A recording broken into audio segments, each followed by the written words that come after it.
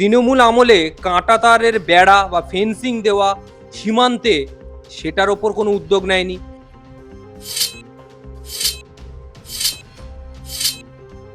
এই জায়গাগুলো নিরাপদ স্থান হয়ে উঠেছিল এই সমস্ত অনুপ্রবেশকারীদের জন্য। সেই জনসংখ্যার গুলশান কলোনিটা তৈরি হলো কিভাবে? এত পরিমাণে অনুপ্রবেশকারী ঢুকে গেছিল এই বাংলায়, যেটা এখনো পর্যন্ত বের করা সম্ভব হচ্ছে না।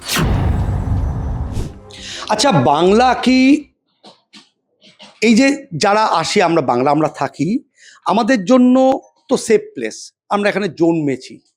যারা অন্য দেশ থেকে আসেন বা অন্য রাজ্য থেকে আসেন বা অন্য দেশ থেকেও আসেন, তাদের জন্য কি বাংলা সেফ প্লেস বা সেফ একটা প্যাসেজ?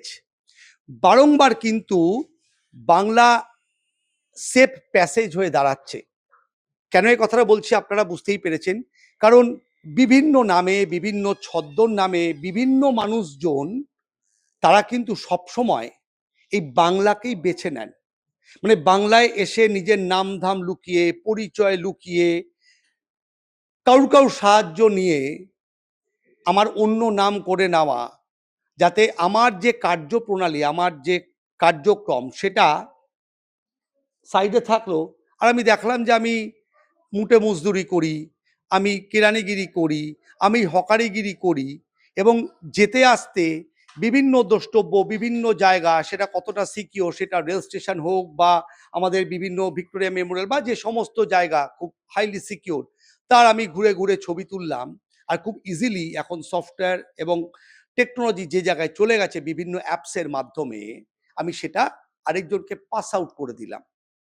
তাহলে এই যে টোটাল বিষয়টা, এটাকে নজরদারি কে করবে এবং কিভাবে করবে, এই নিয়ে আজকে আমাদের দাদা দিদির রাজনীতির যে প্ল্যাটফর্ম, তাতে আমি যশবন্ত। খুব শীঘ্রই ধরা পড়েছে, জানেন যে আমাদের ঘরের পাশেই, কারণ আমাদের অফিস যেখানে Mirza Ghalib street, park street, Topsia এখান থেকে প্রায় ঢিলছোড়া দূরত্ব।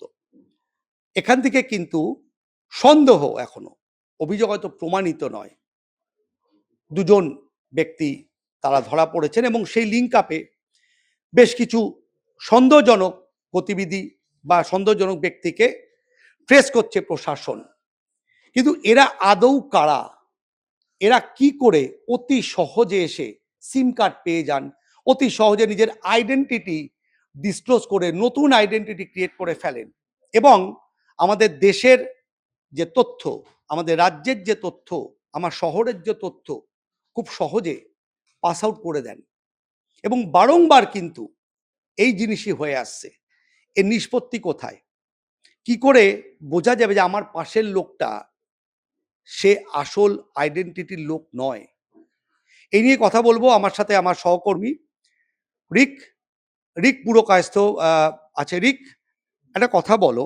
বারংবার আগের 15 বছর তো দেখেইছি, এবং তার আগেও বাম জামানাতে একাধিক, এবং এই সরকার তো সদ্য নতুন হয়েছে। তবে সিএম কিন্তু বলছেন যেটা, যে আইনের যে শাসন, প্রকৃত আইনের হাতেই থাকবে, এবং যে আইন নিজের হাতে তুলে নেবে তাকে কিন্তু রেয়াত করা হবে না। সে সোশ্যাল মিডিয়ায় তুমি ক্রাইম করো বা যে কোনো ভয় করো। কিন্তু রিক, এই যে আইডেন্টিটি হাইটটা, তুমি যে রিক পুরকায়স্থ, আমি যে যশবন্ত বিশ্বাস, আমাদের তো তথ্য নথি বলে। এবার তথ্য নথি জাল করে এই যে নিজের আইডেন্টিটিটাকে কেউ বা কারা কিছু ব্যক্তিগত স্বার্থ চরিতার্থ করার জন্য সামান্য কিছু টাকা পয়সার বিনিময়, এবং এদেরকে যারা সাহায্য করছে, এবং বারংবার কিন্তু বিপদের আশঙ্কা, কারণ আমাদের চারপাশটা কিন্তু ফাঁকা, এখনো কিন্তু সেইভাবে বেড়া দিয়ে যাওয়া হয়নি। অন্য দেশ থেকে অতি সহজে কিন্তু চলে আসা যায়, এবং সেটা হচ্ছে বারবার। এর ইতি কোথায় এবং কেন বাংলা সেফ প্যাসেজ? এই ঘটনার সূত্রপাত মূলত বলা যায় বাম আমল থেকে। সেই আমলে একাধিকবার অভিযোগ উঠেছে, যখন তৃণমূল সরকার 2011 ক্ষমতায় আসে, তারপর থেকে আমরা দেখেছি একাধিকবার এখানে অভিযোগ উঠেছে যে ভুয়ো পরিচয়পত্র, জন্মপত্র, জন্ম যে পরিচয়পত্র, বার্থ সার্টিফিকেট জালিয়াতি, সেই অভিযোগ বারংবার উঠেছিল। এবং এটা আরো ব্যাপ্তি ঘটেছে তৃণমূল আমলেই। তৃণমূল আমলে কাঁটাতারের বেড়া বা ফেন্সিং দেওয়া সীমান্তে, সেটার ওপর কোনো উদ্যোগ নেয়নি। বিএসএফকে জমি হস্তান্তর, সে বিষয়ে কোনো গাছাড়া মনোভাব ছিল তৃণমূল সরকারের।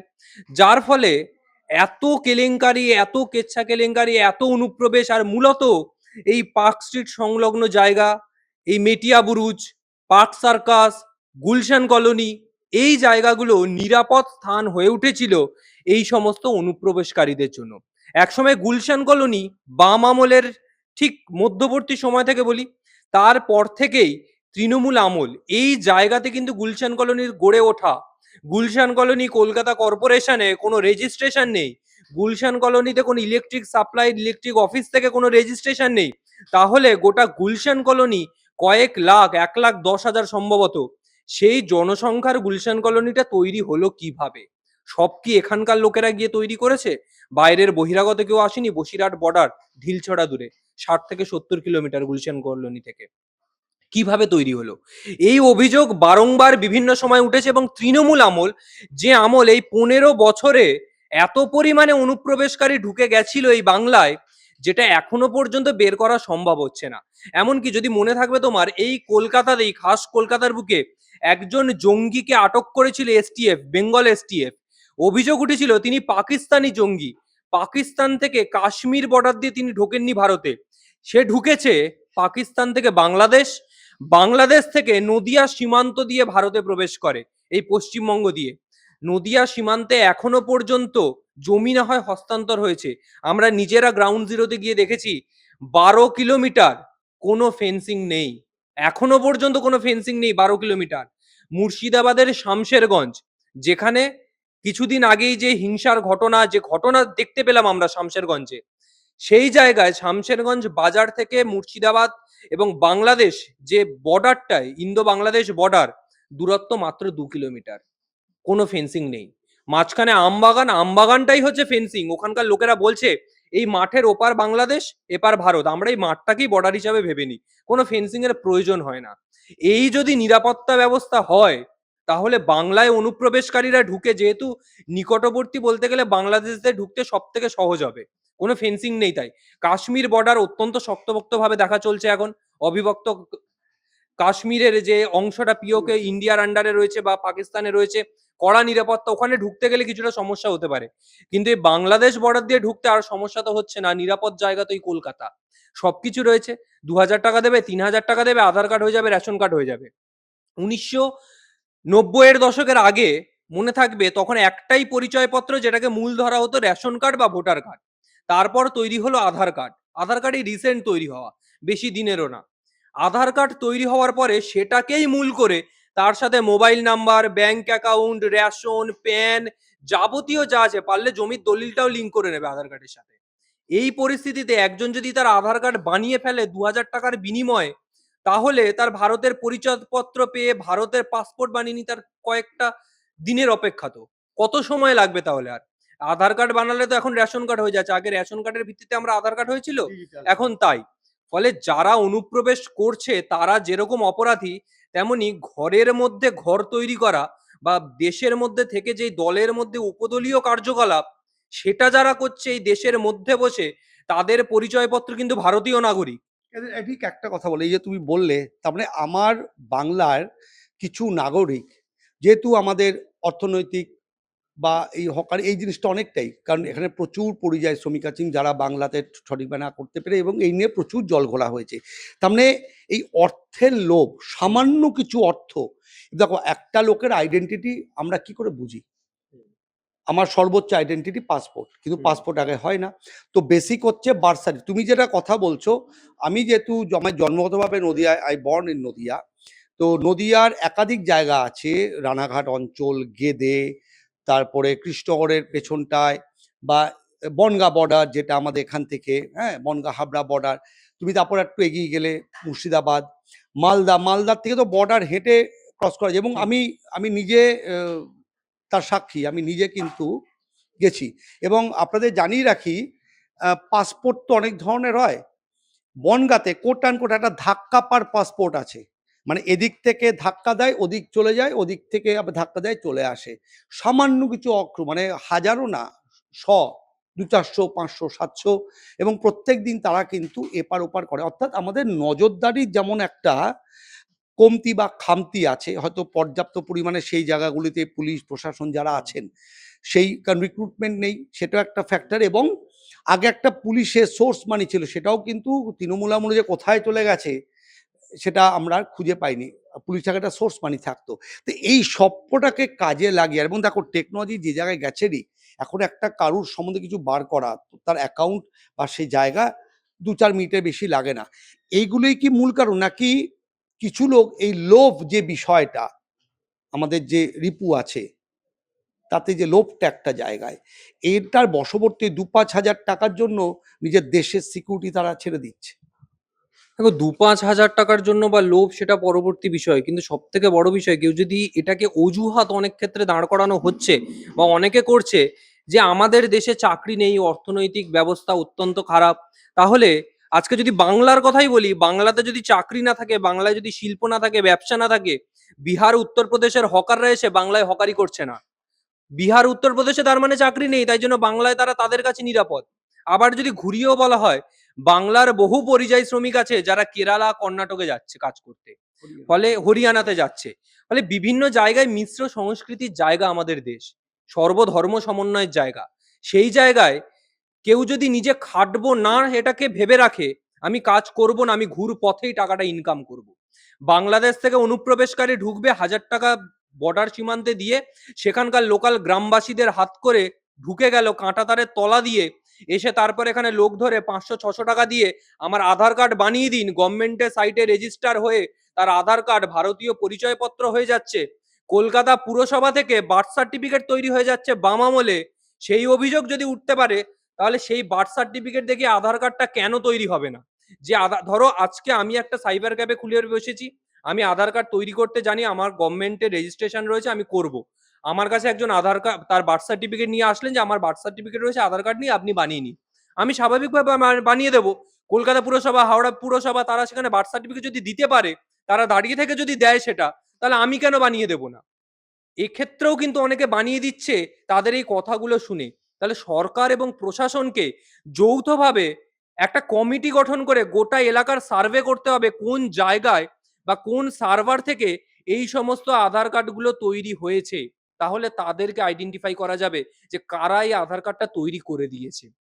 তারপর বোঝা যাবে কিভাবে, কতজনের এরকম আধার কার্ড তৈরি হয়েছে এবং কারা কারা এখানে ঢুকেছে, সেটা তো পরের বিষয়। কিন্তু কারা তৈরি করেছে সেই মাথাটাকে ধরতে পারলে বাকি সবকিছুই ধরে নেওয়া যাবে।